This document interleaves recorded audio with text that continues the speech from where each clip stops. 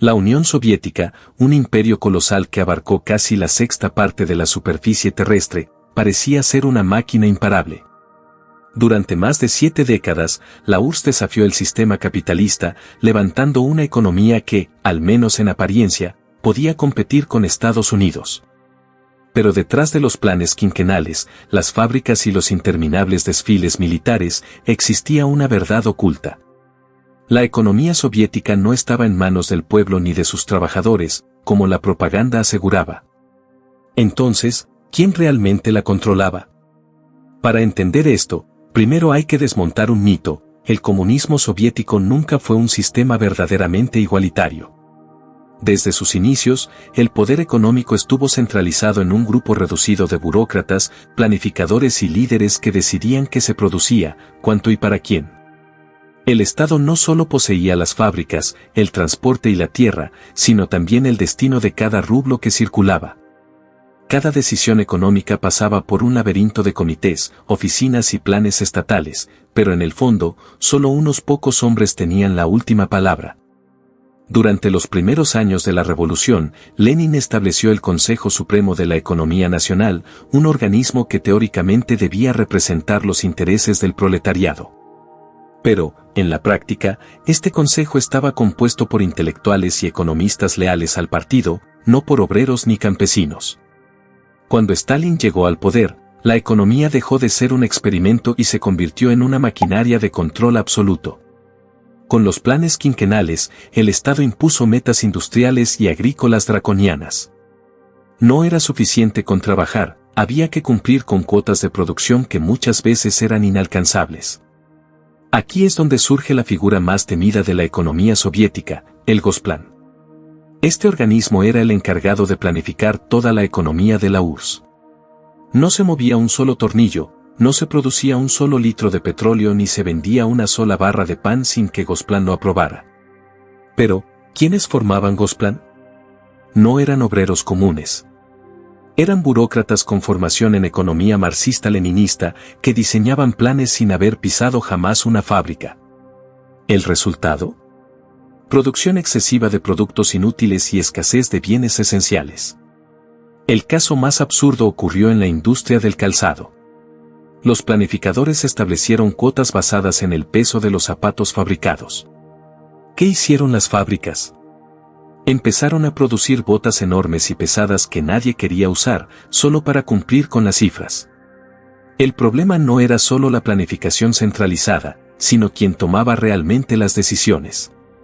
La teoría decía que la economía era controlada por el partido, pero en la práctica, un pequeño círculo de líderes en el Politburó era el que tenía la última palabra.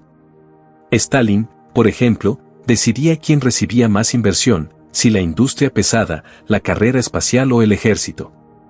La agricultura, la comida de millones, quedaba relegada a un segundo plano. Cuando Nikita Khrushchev llegó al poder, intentó reformar el sistema. Propuso la descentralización económica, creando consejos locales de producción. Pero este experimento fue un desastre. Las regiones competían entre sí y las fábricas empezaron a sabotearse unas a otras para recibir más recursos. Pero lo más inquietante de todo esto es que los verdaderos amos de la economía soviética no eran solo los políticos. Eran los altos funcionarios del KGB y los militares. Durante la Guerra Fría, la economía de la URSS estaba dirigida hacia un solo objetivo, el control y la seguridad del Estado. Se destinaban miles de millones de rublos a la industria militar mientras la población sufría para encontrar pan y papel higiénico.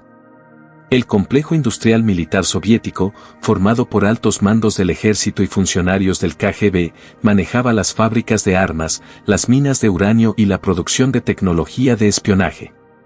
Mientras tanto, el ciudadano soviético común tenía que hacer colas interminables para conseguir productos básicos. Un ejemplo claro es el de la carne. Para 1980, se estima que el 60% de la carne en la URSS se vendía en el mercado negro porque los precios oficiales no permitían que los productores ganaran dinero. Pero el gran colapso comenzó con Leonid Brezhnev. Bajo su gobierno, la economía soviética entró en una fase de estancamiento.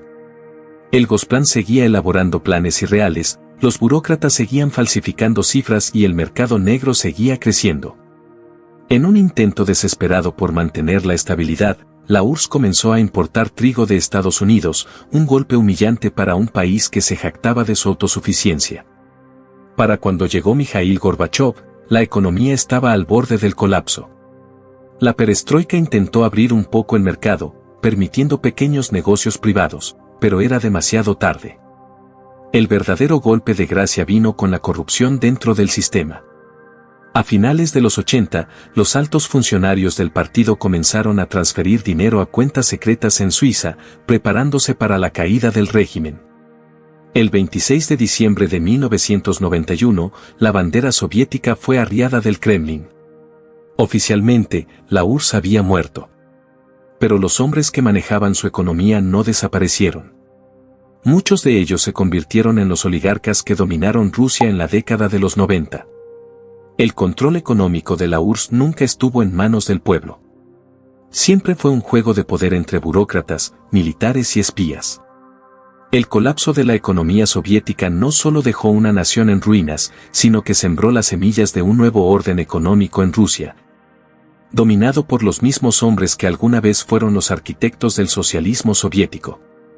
A medida que el sistema se desmoronaba, estos antiguos burócratas se convirtieron en los nuevos magnates del capitalismo postsoviético.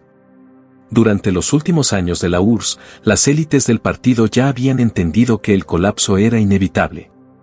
Mientras el ciudadano común seguía viviendo con rublos desvalorizados, la cúpula dirigente empezó a mover sus fortunas hacia el exterior, utilizando contactos en Europa y Estados Unidos para asegurarse un futuro fuera del comunismo.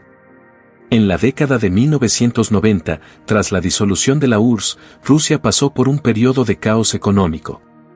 El mercado negro que había crecido dentro del sistema soviético se convirtió en la base del nuevo capitalismo ruso, donde exfuncionarios del partido y oficiales del KGB privatizaron a precio de saldo las gigantescas empresas estatales que antes dirigían.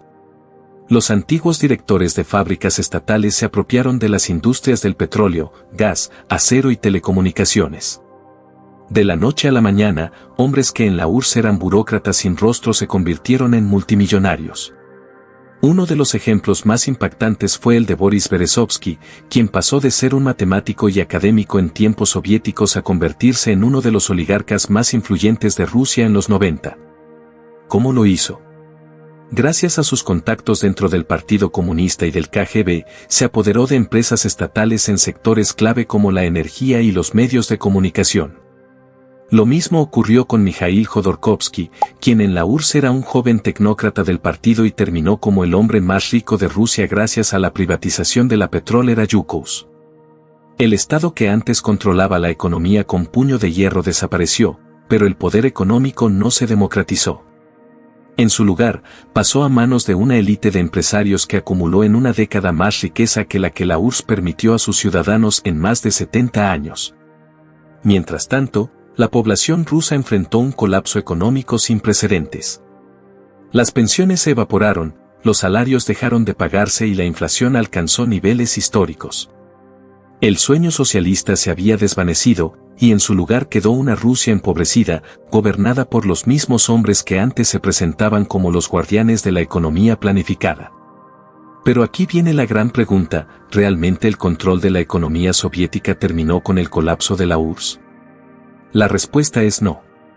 Aunque el sistema cambió, la mentalidad de control se mantuvo. Con la llegada de Vladimir Putin en el año 2000, Rusia vivió una nueva transformación. Putin entendió que los oligarcas eran demasiado poderosos y los obligó a someterse a su control. Aquellos que no aceptaron fueron encarcelados o exiliados, como Jodorkovsky, quien fue arrestado en 2003. En su lugar, el Kremlin volvió a tomar el control de las principales industrias, pero esta vez, no a través de un partido comunista, sino bajo un modelo de capitalismo autoritario donde el Estado y sus aliados empresariales dominan la economía. El antiguo sistema de planificación centralizada de la URSS desapareció, pero la estructura de poder detrás de la economía nunca cambió realmente. Hoy, los antiguos espías de la KGB, los exfuncionarios soviéticos y sus descendientes siguen manejando el destino económico de Rusia, como lo hicieron en tiempos de la Unión Soviética. La idea de que el pueblo controlaba la economía de la URSS siempre fue un mito. Desde Lenin hasta Putin, el poder económico ha sido una herramienta de control político, utilizada por un pequeño grupo de hombres que nunca dejaron que las masas tuvieran una verdadera voz en su destino. Si esta historia te pareció interesante, dale like, comparte este video y suscríbete para más contenido sobre los secretos de la historia. Porque solo entendiendo el pasado, podemos comprender el presente.